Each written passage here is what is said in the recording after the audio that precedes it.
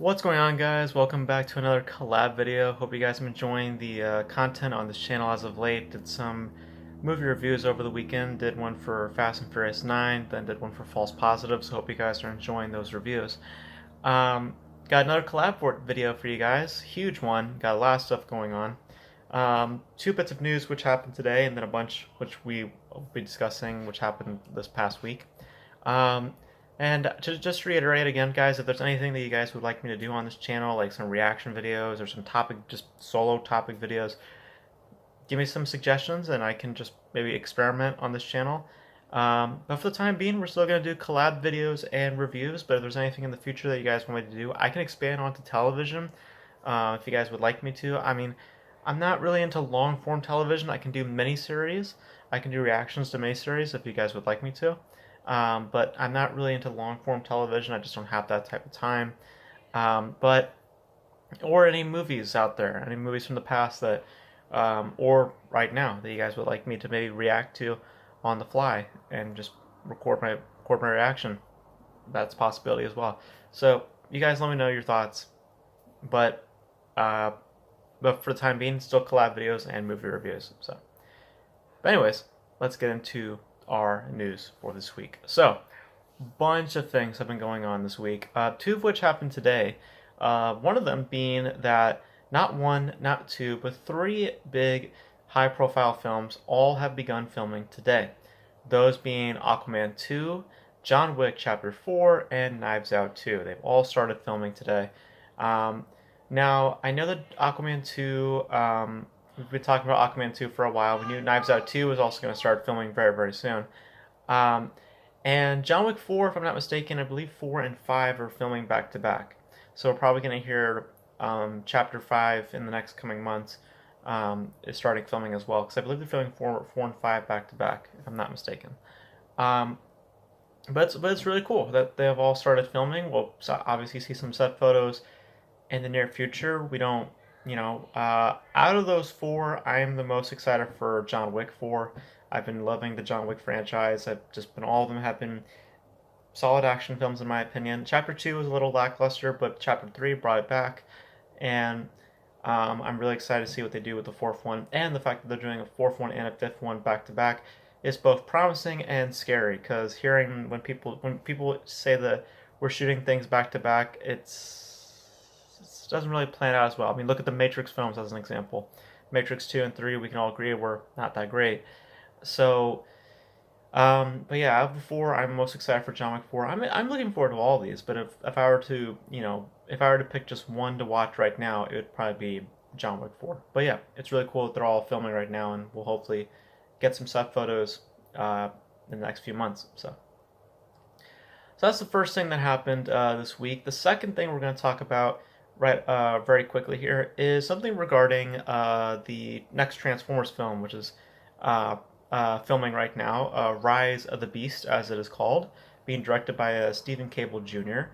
And starring Anthony Ramos, who you just saw in The Heights. They just got a recent development, because we talked about the new Transformers film in the last collab video. We talked a lot about the story details and how they're going to be bringing the Beast Wars storyline now into the Transformers live action films. And we mentioned that they're going to bring Maximals, Predacons. They're also going to bring Terracons, which is a separate entity. It doesn't have a lot of influence on Beast Wars. It had a lot more to do with G1 from my memory.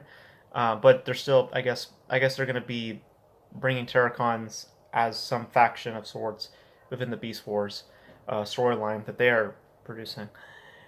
Well, we all know, of course, if you watch Beast Wars, that one of the biggest characters in that show is obviously Optimus Primal, and then it confirmed that Primal will be in the film, as well as Rhinox, and I believe Airazor, I believe, is another person that they named. Well, we now know who's going to be voicing Primal, and that is Ron Perlman. Yes, Hellboy himself is going to be voicing Primal in Rise of the Beast. And I have to say, I like it. I really dig this choice, because knowing Ron Perlman and how he speaks and how, just his choices, not just vocally, like how he represents himself, I really like this choice, and I think it fits very well for Primal. Obviously, I believe it was Gary Chalk who did the original voice for Primal. He did a great job with that. But I don't, they're not obviously. I mean, they could in theory bring him back, but I feel we got to have someone for marketing value. You got to have someone, not a celebrity per se, but a well-known voice to get asses and seats. And I'm glad that they're picking someone who is not only a celebrity but also someone who does fit the bill for this role. So I really like this choice, and I think that hopefully, I'm very interested to know how they're gonna look. How are they gonna play around with Beast? Is it gonna be more mechanical? Is it actually gonna be like the cartoon where they actually look like animals and then they use like the fur and skin when they transform to form the robot mode? Like, what's the logistics gonna be with playing around with these Beast modes? It's going to be very, very interesting. But it's really cool to see that Ron Perlman will be a part of this. And they have confirmed, of course, that Peter Cullen will be voicing Prime once again. Um, but yeah, that's cool. So Peter Cullen and Ron Perlman will be talking, because they mentioned that during the press release when they unveiled what the next Transformers film is going to be, that Prime and Primal were going to have some very intimate conversations. And I thought, and now knowing that Perlman and Cullen are both going to be playing these roles, it's going to be very, very interesting to see this dynamic. And hopefully it's not, because the worry that I also have for this movie is that in that press release they also said that they want to focus more on Bay's visual style than the intimate storytelling that they put for Bumblebee. I hope to God that it is not like The Last Night. I hope that it's more in line with what Bumblebee was. Sure, you can bring more action, and obviously they're going to be expanding much more, but please do not revert back to the Bayhams. Just don't. I don't want any more. I want to focus more on what we did with Bumblebee. If it's bigger in scale, that's fine. But if it's anything like the Bayformers, like anything like those, I'm gonna be a little disappointed. But if it's anything like Bumblebee, and we're just in a bigger scale, then I'll be much more happy. But it's good to know that Perlman will be voicing Primal. I think that's a good choice. So, but I'm just a little bit scared of how they're going to be handling this whole uh, story, because it just the release and hearing that they're focusing more on Bay versus Travis Knight, and how they handle this franchise, it kind of worries me a little bit. So, but that is to be seen. So we'll see. Um, okay, now let's get into one of our main topics for today. Something that I found very interesting. I'm surprised that not a lot of people are talking about this, because I think it's pretty crazy if it's legit. I'm just gonna take some water real quick.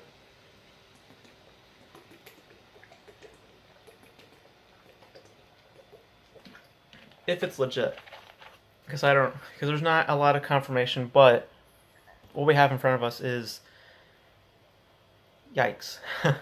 And that involves John Boyega. For those who don't know, John Boyega had left a Netflix film recently called Rebel Ridge, and he left due to family reasons, and we kind of talked about it on this channel when that happened. Um, and at the time, I said that, hey, I mean, this happens, stuff like this. It's not something that rarely happens. It is. What was rare was that they were halfway through shooting, and the fact that Boyega just jumped ship, that part is very strange. But for actors to leave because of personal reasons, I mean, that's very common. It's just when in the process, where they were in production, was very, very, very odd.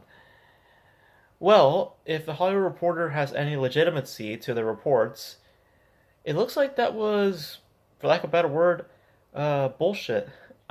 Because they're according to the Hollywood Reporter, I'm gonna read what they said. This is coming from them. Quote: In early June, John Boyega abruptly exited the Netflix production of Rebel Ridge for family reasons, according to a statement released by the streamer at the time. But other sources say that, in fact, Boyega simply walked away from the production with filming underway, which, according to one person with knowledge of the situation, the filmmakers only discovered when they looked for him at his hotel room and found that he had checked out. According to sources, there seemed to be no incident that prompted Boyega to leave in the midst of shooting. Several insiders, however, say that the star had myriad issues ranging from the script to his accommodations. Top Netflix executives, including head of global films Scott Stuber and co-CEO Ted Sarandos, tried to persuade the star to return to the set without success. Dozens of crew members on the project were let go after Boyega's departure as the production disbanded. The shutdown may be temporary, however. Sources say the new plan is to resume shooting with a new lead early next year. Industry veterans say they cannot remember an instance in which a star walked away from a movie when filming was underway. I know actors who wanted to back out of a movie, but nobody actually bails, says one top executive who is not involved with the movie, not once they started shooting. And I have to agree on that front. When you commit to something, it's very rare to see someone back out. Again, if it's for personal reasons, that's fair. But if it's simply just to back out, then there's that's a rarity. Moving on though with the article, Boyega's London-based agent Femi Ojens, forgive me if I mispronounced the name, denied in an email that Boyega had unceremoniously exited the project. I can categorically say that these rumors are completely untrue, he wrote. People will form their opinions, often rooted from boredom. As stated, John unfortunately left due to family reasons, which in truth is none of anyone's business except his own. I agree, but we'll get to that in a second.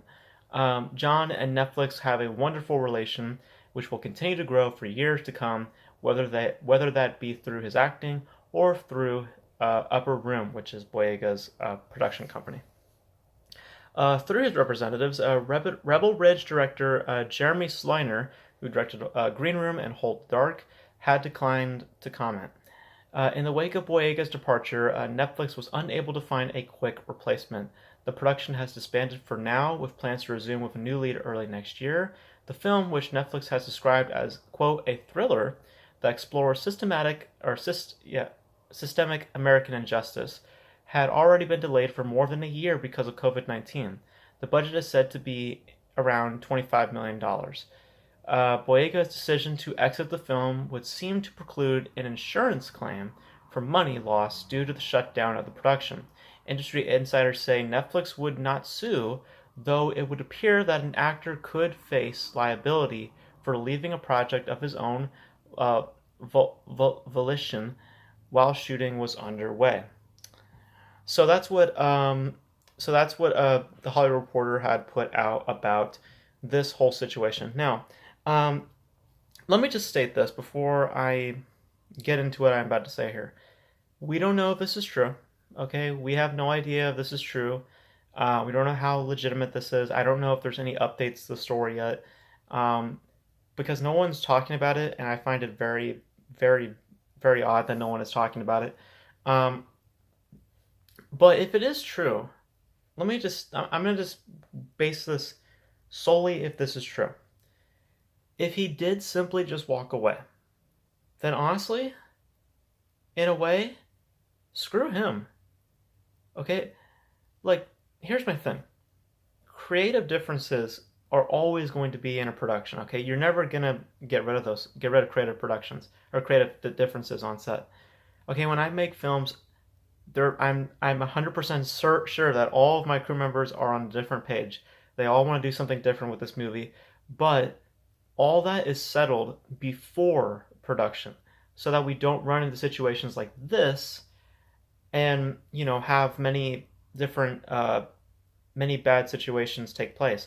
We settle our differences beforehand and we move forward together on something that we've all can agree on together and, not run into ugly situations. And by the way, this is not like in my instance, we're on no budget. We're not working for any big company or whatever. We're just independents. This is different.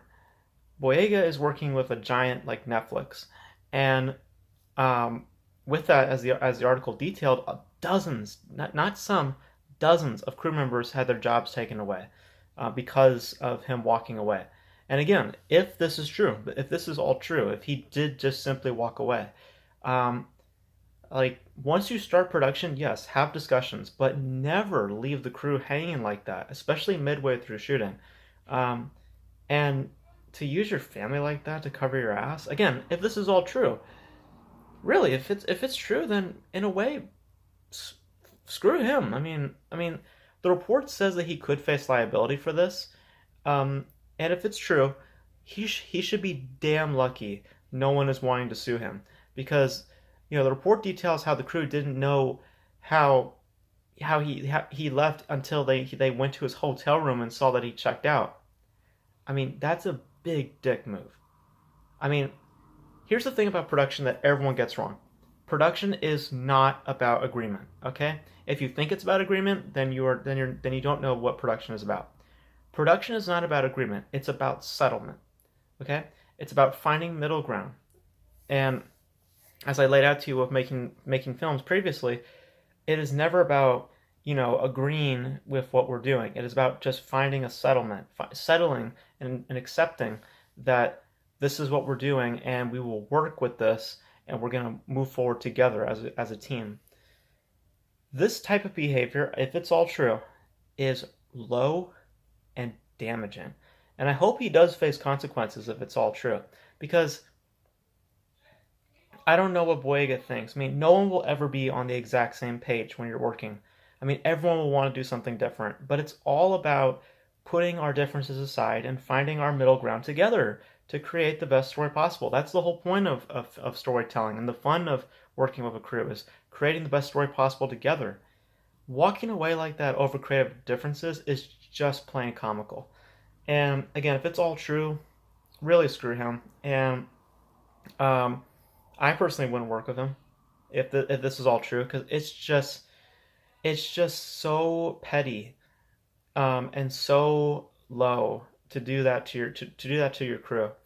And if it's all true, really, just fuck him. Like really, it's really low. And I was very disappointed when I read that article. Again, if it's all true. And the thing about the whole family thing, I know his agent said it's all his business, but now that you have this out here, we kind of need to know what was going on, okay? So I kind of need to hear, and I don't buy also from an agent who was paid out by Boyega and all this other stuff. I don't buy the words of that. I want to hear from John himself. So, John, you need to put out a statement, a legit statement, not some PR speak. Don't let someone type out your statements.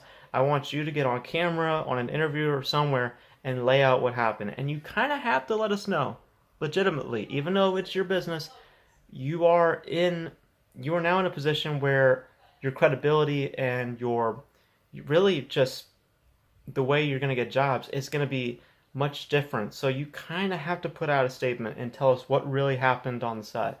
So, and I hope we do, because I don't buy the what the agent said. Again, I'm not. I don't believe the words of someone who's being paid by the actor himself. Um, I just don't. So I'm gonna wait for John to put out a statement, and again, I hope he's real. I hope he doesn't put out some PR speak. I want him to be legit about it. If he wants to be just an asshole and just tell everybody, because I'd rather him be a blunt asshole than beating hiding like this. Because if he really did this shit, just be upfront and say, listen, I just left because I didn't like how things were going. Just say that. And that's fine. I've already laid out how personally I wouldn't work with him, because if you're gonna be that petty and leave over creative differences, that's just stupid. But at least I'll have some respect for you for just being a man and just being upfront with people like that, versus hiding behind your agent and stuff like that. Um, so hopefully we get a statement and hopefully we get this all cleared up, because if this is true, I mean, if I were, if I was working for Netflix, or if I had a film in production and I was looking for an actor and someone suggested John Boyega, honestly, I would say no, because that type of behavior I would never want on my set. I never would want someone like that on my set. I'd rather have someone who is accepting and is willing to be open minded, versus someone who's just going to bring such toxicity to our set. Um, so yeah, really fuck them if that is true. But again, it's a big it's a big what if situation, but we don't know. We don't know. So we'll have to wait and see. But really, if it's true, again, really screw around if that's true. But we'll see. Anyways, moving on. Let's get into the next topic. This one's actually an interesting topic because I didn't actually realize how long it was since this person has acted. But Damien Chazelle is working on his next film. As you guys know, Damien Chazelle worked on Whiplash, La La Land, and most recently First Man, which I liked to a point. He's working on a new film now called Babylon. It's a period piece. I believe it's set in the 70s, if I'm not mistaken. It stars Brad Pitt and Margot Robbie, and it's presumably is going to be filming very, very soon. Possibly, or maybe not very, very soon, but in the near future. Let's put it that way.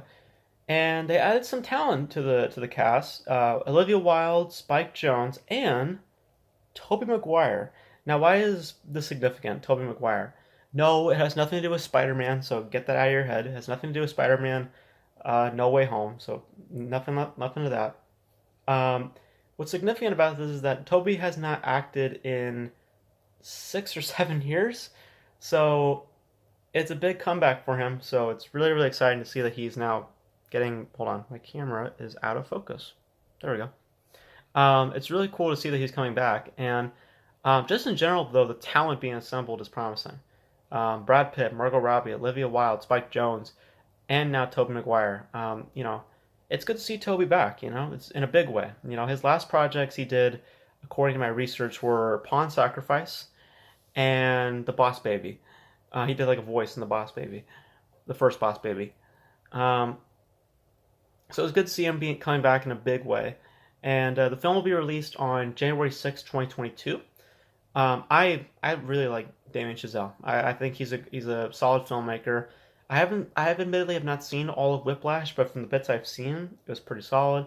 La La Land was a lot of fun. Really enjoyed that film. And I didn't love First Man. I liked most of it. There were some issues with some of the characterization and my overall love for the character of Neil Armstrong being portrayed on screen. But still enjoyable enough. So, but yeah, I mean, it's Babylon. It all sounds interesting from the cast. The fact that it's going to be set in the 70s, from what I heard. It sounds very, very interesting, and I'm looking forward to it. It's Damien Chazelle, so I'm definitely at least interested. So, speaking of talent, let's get into our next topic for today, which is involving Harrison Ford. Harrison Ford, as you guys know, he's working on the next Indiana Jones movie with James Mangold. Apparently, he got himself hurt, or not severely injured from what I've heard, but hurt nonetheless. According to Deadline, quote, Harrison Ford had hurt himself rehearsing a fight scene in Indiana Jones 5, sources tell Deadline. The extent of his injury wasn't immediately known, but it involves his shoulder. Director James Mangold will continue to shoot around him while the appropriate course of treatment is evaluated. The filming schedule will be reconfigured as needed in the coming weeks. Disney has set the Lucasfilm action thriller for a July 29th, 2022 release date. And Disney put out a statement which is this, quote, in the course of rehearsing for a fight scene, Harrison Ford sustained an injury involving his shoulder. Production will continue while the appropriate course of treatment is evaluated, and the filming schedule will be reconfigured as needed in the coming weeks. I don't mean to sound a certain way, but I feel like this was expected. I mean, Harrison Ford is not super young, and we know that Harrison Ford, when it comes to Indiana Jones, is very involved in the stunts and all that stuff. So I'm not super surprised that he sustained an injury. Hopefully he recovers, obviously, and hopefully this doesn't affect the production as a whole. But more or less, though, I hope that he gets better. But yeah, something like this, I think it was kind of expected. As messed up as that sounds, it was kind of something to be expected. But like I said, even though some people, I have my doubts for Indiana Jones 5 because of James Mangold. The change of directions. You guys know I love Indiana Jones. It's my favorite film franchise. Spielberg, Ford, and John Williams. Those to me are the essence of what make Indiana Jones. Removing one of those from the equation, I think kind of puts me in a state of doubt. So as much I think James Mangold's a good director. I really enjoyed Logan. I thought Ford v Ferrari was fine. I thought it was fine, and I haven't seen a lot of his other movies, um, but we'll see what happens. I mean, I really like Harrison Ford as this character. It's one of my favorite characters in film. So, I mean, I'm looking forward to it. I am doubtful in how it will perform and how overall quality will be. But we'll see. We'll see. But something like this injury story, as messed up as it sounds, it was kind of expected. Kind of expected. So. All right, and last bits we got for today is a ton of trailers. We got a ton of trailers that were released over the weekend. First of which is it's going to be the new trailer for Shang Chi and the Legend of the Ten Rings, the next after Black Widow, the next big MCU movie. Of course, starring Simu Liu, I believe that's how you say his name, who will be playing the title character, and Aquafina. And I believe Michelle Yeoh is also in the film. I'm not sure. Directed by Destin Daniel Cretton, who has worked on Short Term 12 and Just Mercy. This I think back in like 2019 or something. Has a release date of September 3rd, 2021 in theaters. Now, I don't traditionally like to watch second trailers for stuff like this. I like to try to avoid it as much as I can, but for something like Marvel or DC, it's kind of, I mean, DC I was actually kind of here's the thing. If I didn't go see Fast and Furious 9, I probably wouldn't have seen the Suicide Squad trailer they put out. Um, but I they showed it in a preview and I was just like, God damn it, fine, I guess I'll watch it. Um, Looks good. I mean, that one trailer I saw, but traditionally I try to avoid second or third trailers, and but for something like Marvel or DC, it's gonna be out there on the internet. People are gonna show it off, and I feel like I just kind of have to watch it. So I watched the new Shang-Chi trailer, and I am hoping that's the tone of the movie because it was a pretty solid look and a good style.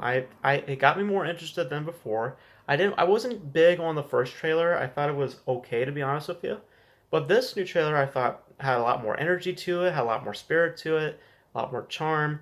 So I'm really hoping that's the tone of the movie. And you know that the people who made Mortal Kombat are watching this trailer going, shit, because it really had like a Mortal Kombat feel to it as well. Um, so yeah, I thought it was a solid trailer, and I thought that again, I hope that that is the tone and the style of the film.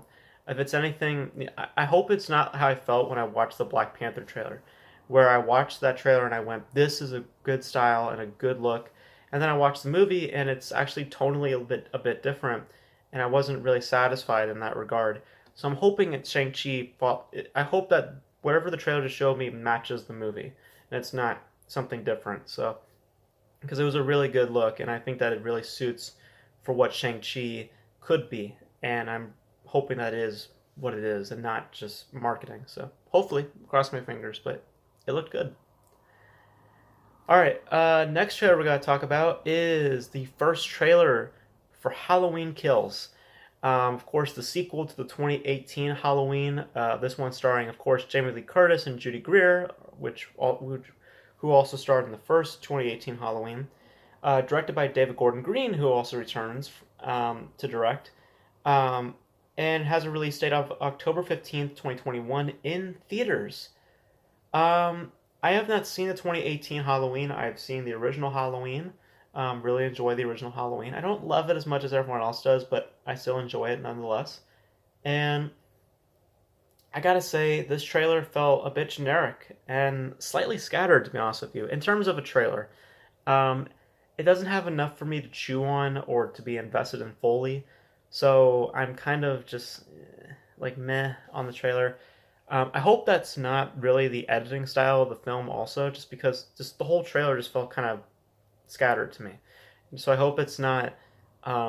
I hope that is not matching what is the movie. I hope it is a little bit more consistent.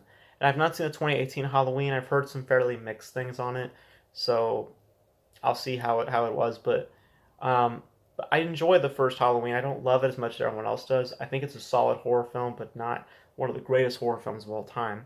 Not in my book, um, but it looks like a Halloween movie. I mean, it looks like it's taking a page out of the sequels like Terminator 2 and Aliens, where it's a little more action focused.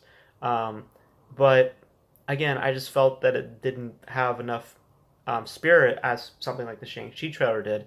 It just felt a little generic. So hopefully the next trailer, hopefully the movie itself has a lot more energy to it, because this trailer just felt a little lackluster for me. So there's that, and we got three more trailers to talk about. So we're just getting through them. The next trailer we're going to talk about is the first trailer for a film called The Harder They Fall. This has a huge ensemble starring Regina King, Lakeith Stanfield, Idris Elba, Jonathan Majors, Delroy Lindo, and Zazie Beetz. Directed by James Samuel, which is this is his directorial debut. And it doesn't have a release date yet. It'll be released on Netflix, but it'll be released this year. And I gotta say, this looks like potentially a lot of fun. I don't care about the Tarantino comparison. I know that some people have been saying that online. I think it has much distinction because of its infectious style and a very promising ensemble. I'm really digging the people they've assembled for this movie, and it just looks like a fun time. I think it looks like a very fun time. I enjoy the style. I enjoy the atmosphere of it. So I'm really looking forward to it. I think it looks very, very promising and looks like a ton of fun. So I'm really looking forward to this. Really do. And I'm excited, and I'm glad to see Delroy Lindo getting some more shine, because he was really good in Defy Blood. So very excited to see him once again here. And of course, Lakeith Stanfield. I love Lakeith Stanfield. I think he's an underrated talent. So I am very much looking forward to this. This looks like a lot of fun for me. And again, I don't care about the comparisons that people are making to it. I think it has enough distinction to be on its own. So, all right, two more trailers to get through. Second to last trailer will be the first trailer for Sing 2. I believe this was released with the release of Fast and Furious 9. They wanted to drop a big trailer for people to talk about, and Universal Pictures released Sing 2.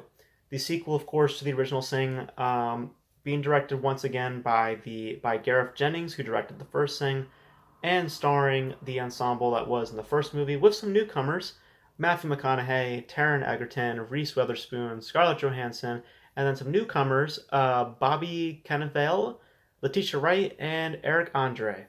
And it has a release date of December 22nd, 2021, so they're looking for that Christmas season for this. I believe the original was released in Christmas as well, so I think they're trying to match that. And I'm kind of waiting for the trailer, because I just saw the whole movie. I I don't know if I need to see this now.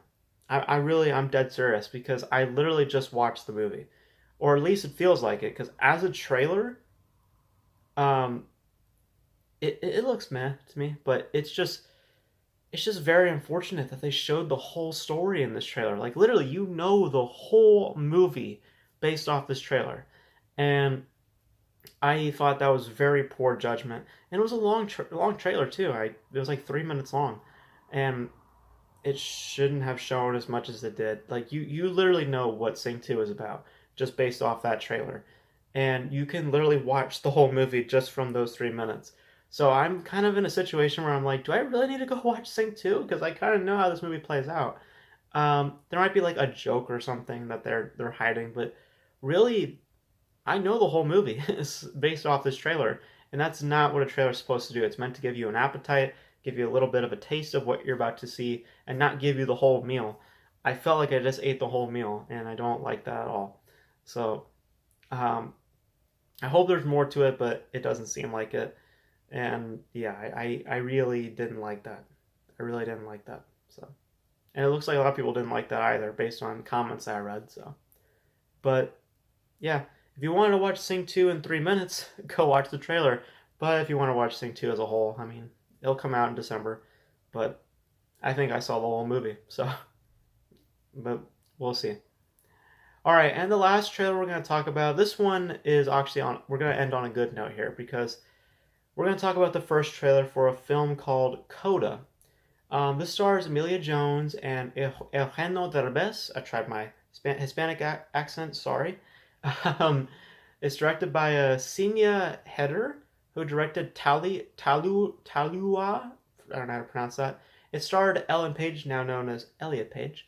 Um, and I dug that movie. I remember watching it and thought it was pretty solid. Well, she'll be directing this film. Release date of August 13th, 2021 on Apple TV Plus. It had a big reception at the Sundance Festival, got a lot of recognition and all this stuff. And I have to say, just personally watching the trailer, I think it looks wonderful. The story is just the right complexity that it needs, and I'm really looking forward to it. I'm not really going to spoil too much what it's about. I want you to go see the trailer for yourself and see and really watch it. It looks great. I think that it has a very, very fascinating story, and I think it has potentially some really, really solid performances in there as well. But I was tearing up when I was watching the trailer. Like that's how much it was getting to me. So I think this looks very promising, and just like I said, it looks really sweet. And I really enjoy just how it's just the right amount of complexity that this film needs. It's not trying to go over the top or be too preachy about it. At least how the trailer's representing it, it just looks it looks like it just has the right amount of tenderness and the right amount of complexity that the story really needs. And I'm really looking forward to this. It looks really wonderful. So I'm really, really looking forward to it. And hopefully it lives up to all the, because it's been getting a lot of reception everywhere. So hopefully it lives up to it. But it looks really, really promising. So, but that is pretty much it for today, guys. We talked about a lot of stuff today, a lot of stuff going on in the world of movies. You guys let me know all your thoughts in the comments section below about the trailers, the John Boyega situation, that whole situation. Um, and I hit the table. My apologies. The camera went crazy. Um, and just let me know if you want anything else on this channel, like reaction videos or anything of that sorts. Let me know all that in the comment section below. And that's it for this video, guys. Hope you guys enjoyed it. As always, be safe, be protected, wear a mask, or if you're vaccinated, of course, even if you're not vaccinated or not, stay social distance and all that stuff. We'll get through it together. Wash your hands, as always. And that's pretty much it for this video, guys. And until then, be safe out there. And whatever video will be next, maybe we'll do a movie review this week. I'm not sure if there's any other movies coming out this week. Of course, we know that next week we'll have Black Widow talk about, but I'm not sure about this week. We'll see. But if anything comes up, obviously, I'll talk about it here. And if there's anything you guys would like me to talk about or do on this channel, let me know in the comment section below. And that's it for this video, guys. Hope you guys enjoyed it. And until then, I'll catch you guys next time. Bye.